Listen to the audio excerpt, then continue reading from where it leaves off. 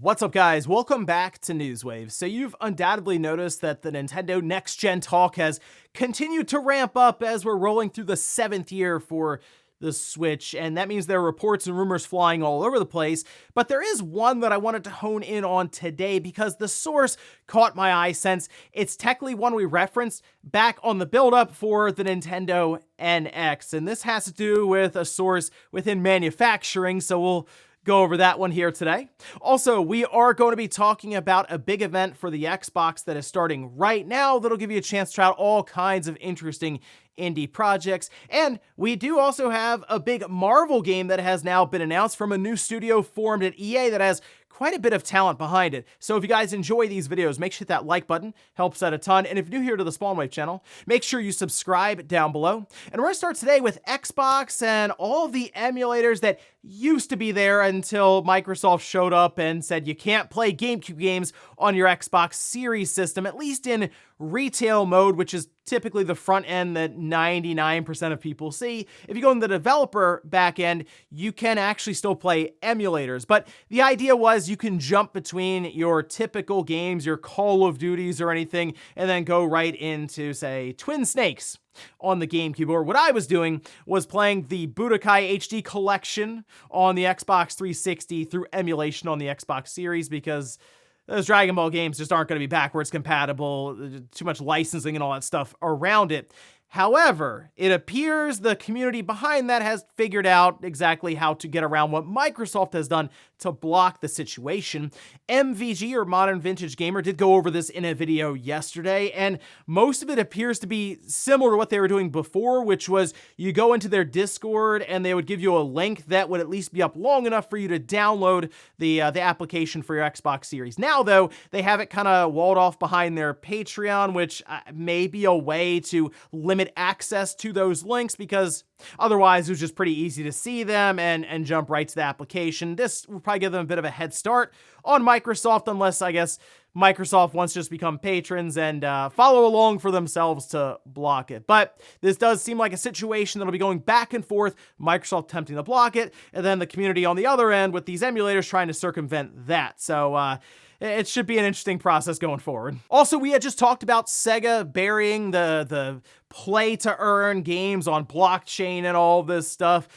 And of course, that means that they have had to announce a partnership for a blockchain game. Yeah, I know. I woke up and was like, what happened here? We can see this posted up by VGC, where they say Line Next has announced that it will team up with SEGA and license an immensely popular IP for its blockchain gaming platform, Game Dozy. They say Line Next is pleased to be teaming up with SEGA to bring some exciting gaming to the Web3 space for gamers around the world. Through this partnership, Game Dozy will provide Web3 content that anyone can easily enjoy, including SEGA fans. Now, I do want to point out that SEGA mentioned that they will offer up some of their lesser known or less popular intellectual properties for things with NFTs, and sure, I guess it could be blockchain stuff as well. The whole thing with that interview, though, is SEGA themselves were not interested in in-house development for blockchain. Technically, they didn't say they weren't interested in licensing stuff out for another developer to attempt it, and that seems to be what's happening here. Now, it is being built up as a really popular, big-time intellectual property, but that is also the company's prerogative, and really what they should be doing is, hey, we got this incredible intellectual property, we're going to be bringing you that AAA Knights game. Look out for that. Oh, and I did notice that the storage for the PS5, specifically expandable storage with NVMe, continues to drop to some pretty good pricing. I just wanted to point this out. For example, this one here, the Silicon Power 2 terabyte, is now under $100, which is, I mean, a massive drop from just when the PlayStation 5 released, 2.5 years ago, where we saw 1 terabyte drives that were like $150 or $160. Now 2 terabytes is pretty easy to attain, and it already comes with a heatsink on top of it. I'll leave a link down below in the sources if you want to check this out, and if this one sells out, it seems like most 2 terabyte drives for the PS5 are less than $110, especially on Amazon. And of course, it means they show up like the next day. Easy installation as well. I do have a video showcasing all of that. And guys, with some of the quick news out of the way, let's get into the bigger stuff. Let's start right away with this next gen Nintendo talk. Again, there's been a lot of it going on, and some of the sources have been, we'll say, sketchy at best. I'll give you one example here in a bit, since I know it's talked about how everyone on YouTube is covering every little thing, but I can assure you there is a lot of stuff I skip over. In fact, I'll give you that example right now. The Switch Wonder. This is a post that showed up on 4chan, and then it found its way to Reddit, where somehow it attained over 500 upvotes. Got the Switch Wonder. The only reason you hear about it here is because it's an example of things that I don't really cover in videos. And there are many, many more postings and rumors and stuff like that one, okay? But this, in particular, is one that I saw and I thought was pretty interesting because it goes all the way back to the Nintendo NX days with Foxconn. Do you remember that leak where we were building up to the Switch, at the time the NX, and it seemed like we had a lot of information just dropped online from a factory worker within Foxconn? Basically, yes, they were working to produce the Nintendo Switch in mass. Well, take a look. This posted up by Tom's Guide through Yahoo Life, saying Chinese investment site Money DJ recently published a report outlining the production outlook at Hongzhou, a metal cases manufacturer and subsidiary of Honhai Technology Group, better known in international markets as Foxconn. Foxconn is best known for selling Apple's go-to manufacturer, best iPhone, etc., etc. They produce many electronics that you've probably become familiar with over time now. And yes, they, of course, had a hand in producing the Nintendo Switch.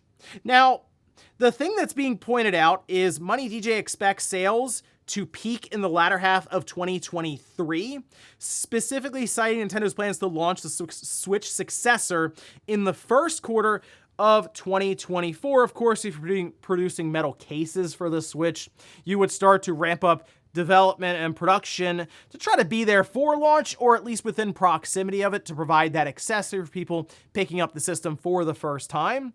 And at times, if it's Foxconn, they would probably have information on when this new system is going into production, because they'll probably have a hand in manufacturing completely. Now, it is mentioned here first quarter of 2024, but it's not necessarily first quarter calendar year or first quarter fiscal year. So it could technically be anywhere from January to March, or anywhere from April to end of June. I still believe holiday 2024 is the safest bet, and I think Nintendo would be announcing it when they get into 2024, not to interrupt the holiday season that they've actually set up quite nicely here with 2D Mario, Mario RPG, some stuff from third parties like Star Ocean, which looks really, really cool. And we're supposed to see Hogwarts Legacy appear on the system. That'll be an interesting one. So when you get into 2024 and we see things like, Princess Peach, Luigi's Mansion as a port, Metroid Prime 4 maybe, seems like a good time to start moving along to the next system. But if we do indeed start hearing about it, then yeah, most likely we'll probably see leaks come out from the factory, and it wouldn't shock me if it's once again Foxconn. Now, with all of this said, I do want to point out that they are also mentioning this as an estimate. So they're doing their best to extrapolate and figure out themselves when the launch could be, and I think that's why they're giving, of course, that Q1 window. But the fact that Foxconn being intertwined here with the case manufacturing, something to keep an eye on for this one. I'm still wondering if we will see an announcement for Nintendo's next-gen device before the holiday season of 2023, but something tells you Nintendo isn't going to necessarily follow the same path they did for the Switch announcement in October and then launch in March. I think they're going to go a bit more traditional this time, where they try to launch it in the typical holiday season, that being in 2024. Next up, let's talk about a big event with Xbox that's putting a pretty good spotlight on a lot of indie projects that are currently in development, and this is ID at Xbox Demo Fest. It is live today, July 11th, and will run until July 17th, and it basically is giving you an array of demos for these indie projects. I think they have at least 40 of them that are now live, and you can just sort of go through and try out these different games. Now, we can see this explanation from Xbox on their Wire post, where they say these game demos are not the norm. Typically, the demos you see in our demo channel are created after the game is completed or nearly completed and represent an almost final version. Think of these as akin to show floor demos and not necessarily indicative of the final project. And there's an entire list here that I'll leave down below over on Pure Xbox. Just kind of want to scroll through them very, very quickly. And just to name a few games here, Marble It Up Ultra is actually pretty cool. You do have Ghost Trick in there. We've discussed that. That's already out, but it's still a demo that's part of it. And Ghost Trick, I think, could use a bit of a boost there. Sea of Stars is really cool. If you have not heard or checked out Sea of Stars, it is a retro-inspired turn-based RPG, and it definitely calls back to those Super Nintendo or PS1 era RPGs. WrestleQuest, another RPG, though, of course, a wrestling game, kind of cool, but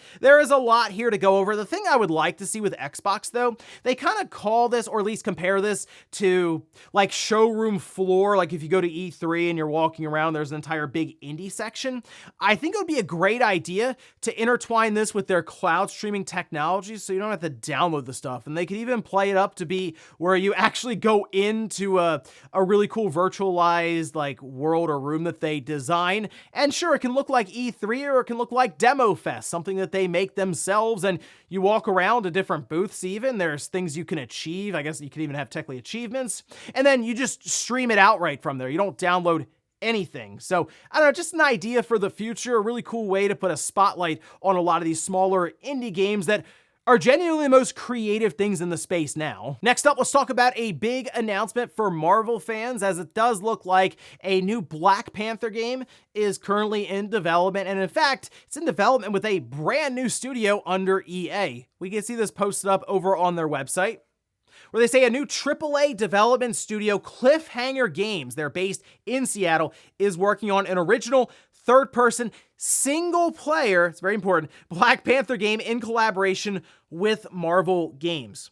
Now, they describe Cliffhanger Games with Kevin Stevens from Monolith Productions, who's brought together an accomplished team with leaders from the critically acclaimed and innovative action-adventure game Middle-earth: Shadow of Mordor, along with veterans from top franchises like Halo Infinite, God of War, Call of Duty, and others. This from Kevin, saying, "We want our game to enable players to feel what it's like to be worthy of the Black Panther mantle in unique story-driven ways, and we want Cliffhanger Games to empower everyone on our team as we collaborate to bring this amazing world to life." Now, it has been pointed out by Steven Totillo that things haven't been going the best necessarily with superhero games. For example, WB and Rocksteady with Suicide Squad got delayed out because of the reception for it was not very good.